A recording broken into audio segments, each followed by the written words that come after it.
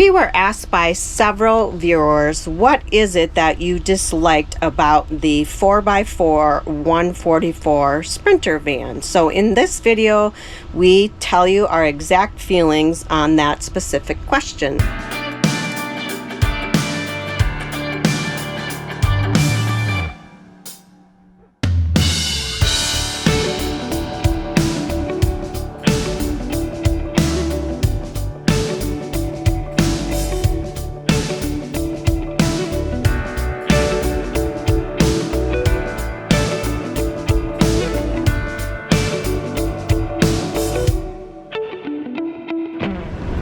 Welcome back to our van, and we have a lot of discussion about the actual vans, the old van, maybe the current van. You know, there's been a lot happening and a lot changes have been made in the last several weeks, and so we were talking personally about what we really didn't like about the old van. Well, and from the chassis standpoint, not from the build standpoint. So Yes. The actual Sprinter itself. Right. And so let me back up a little bit.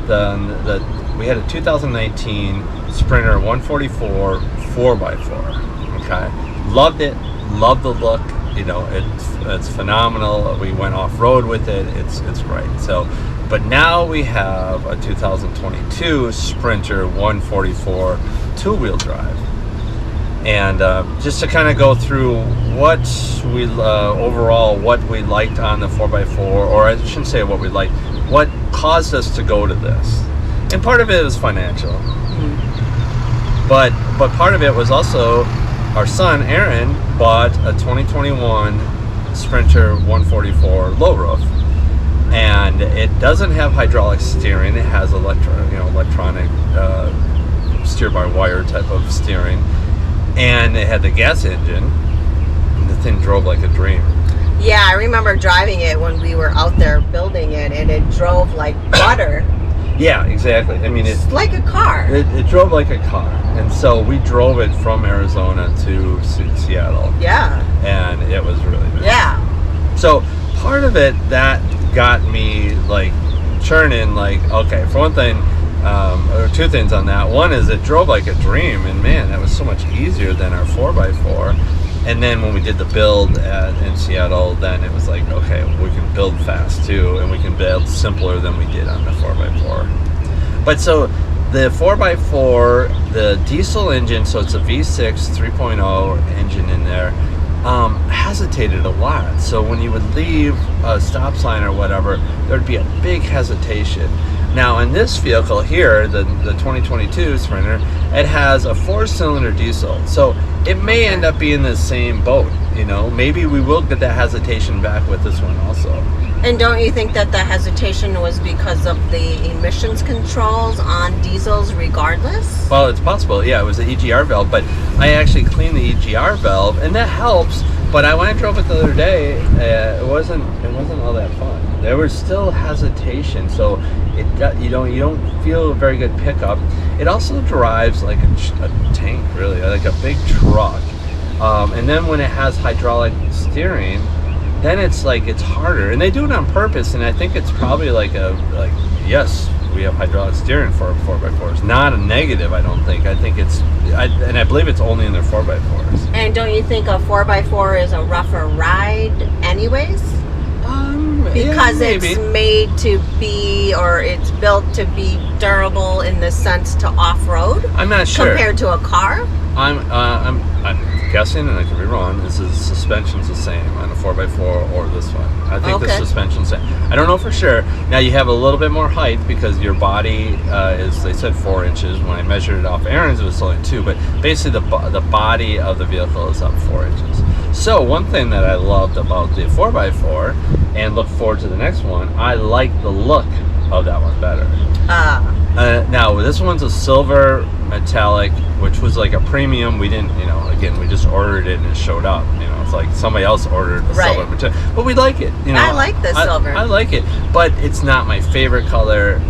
The next one will be a different color, but it's better than the white, I think. Mm-hmm. The only thing is, this looks a little wussy compared to the white. It's just a cargo van. It's not a lifted 4x4. Right. And it had ladders and solar top and Maxtrax on the top, so Winch, a winch. So of course it made it look really hardcore and not wussy. Right, and it wasn't so much that was like overlanding, vehicle of the year. It was more, a little bit more, and then you'd be like, well, no, put a ladder on, put this on. Well, kind of want to keep it simple too. So it's like Now, yeah. Yeah, so we don't want that stuff on there necessarily, but it makes it look different. So now in the 2023, when we get that apparently has the same lift as what it has on the 4x4s now. And that's an all-wheel drive, not a 4x4. But it should look good then. It'll bring back that look, because I actually love the look of the other one as far as that height on there.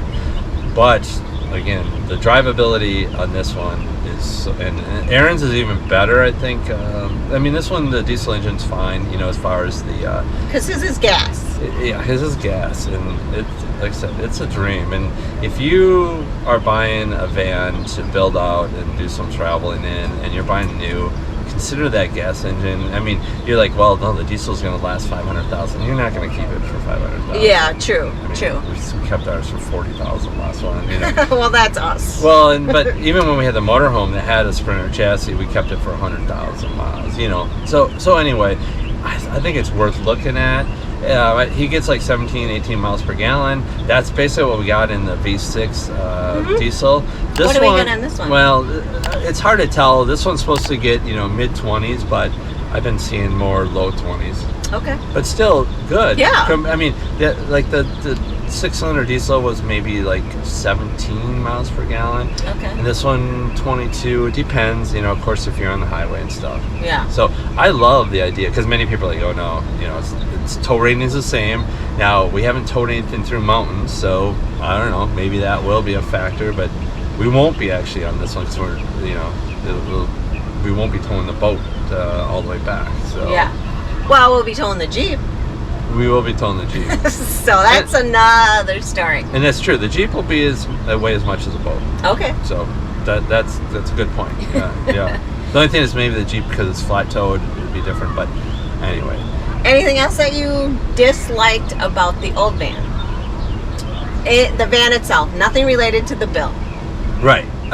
No, just the drivability. It just Okay. when we drove it up from Quartzsite to Las Vegas, and then especially when I got into Vegas, I'm like, this, especially because I had driven this for the last 2 weeks when I was building it out. It's like, no, this one's so much better, so much smoother. Because of the quick response and the ability to change lanes, get over, scoot over, all of that, right? In traffic more so. Well, yeah, the quickness of it. One thing I don't like about this, I liked another one, is this one does not have blind spot Oh, assist. yeah, I missed the blind spot assist.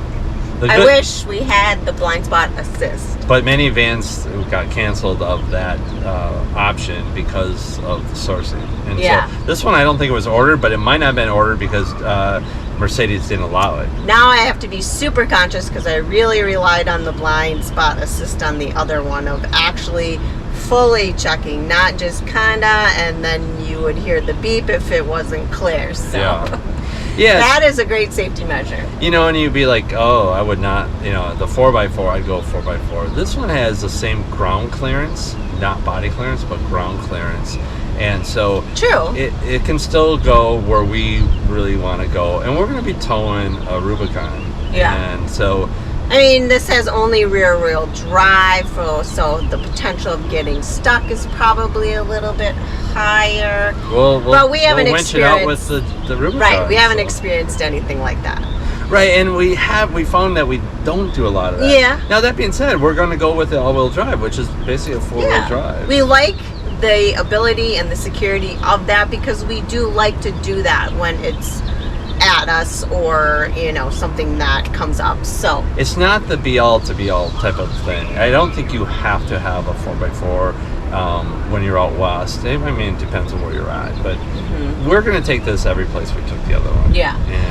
I know another thing that we really disliked, and it is a safety feature, and so we shouldn't even be complaining about it, but the safety feature of if the car somehow misreads something's in the road and then all of a sudden it slams on the brakes. Well, it did that once. Scared the living daylights out of us, and we could have gotten rear-ended. And the other thing that seems to be the difference, and I'm not sure if I 100% agree, but the wind assist control on the other van, it seemed more harsh. This one seems to be more consistent. Well, this van, and Aaron's was the same way. On the 2019, it would do the wind, so you'd have the cross wind assist, and so you'd get a big gust, and you'd feel the brake, on it, and it would be harsh on the 2019. This one does it more consistently. Yeah. It does it, so you kind of get used to that, because it's like, is the wind worse than the reaction of the van, Because that one was like more out of the blue, where when this one it is windy, this will happen more often, so it seems to be a little bit more subtle, and it doesn't freak you out like the other one. Yeah, and to give you really quick, what happens when the wind comes and it pushes you, your tendency to push you in another lane or whatever, or knock you a little bit, it'll break one of the wheels, and so that'll keep you from having to overcorrect. You don't have to correct with your steering wheel. Then it actually kind of, the braking steers you. It's and great. So I think it's a great feature, but it's something you got to get used to, and this one seems better. The bonus is the person that ordered this did not order lane assist. Lane assist is a pain in the butt because constantly you're like, you're just right on the line, and it's like, it pushes you back. It's like, oh, give me a break. I didn't even go over the line. I can see where that is a benefit of if you're falling asleep at the wheel. That's it on the cons of the old vehicle, what we like about this vehicle. Yeah. And the actual vehicle itself. Nothing about the build, just the vehicle itself. So and it's one of the reasons we made this flip. Yeah. And that's one of the reasons that I went for a 4-cylinder, because it was really hard to find the 4-cylinder. It was hard to find anything, but the 4-cylinder came up, and maybe people don't want the 4-cylinder as much, and so I was able to grab it. So if you guys have any questions on a 4x4 2019, right? Yeah. Sprinter van, or a rear wheel drive 2022. Yeah, put in the comments, because no expert, but have driven this one plus Aaron's that was a gas one. Yeah, too, so we could answer them for you. We give you some insight in it, and some people might like that big truck tank feeling. I get it. Yeah, I probably did it first, but not the end. All right, guys, thanks for watching, and we will see you on the next video. Don't forget to hit the subscribe button and give us a thumbs up. We'll see you tomorrow.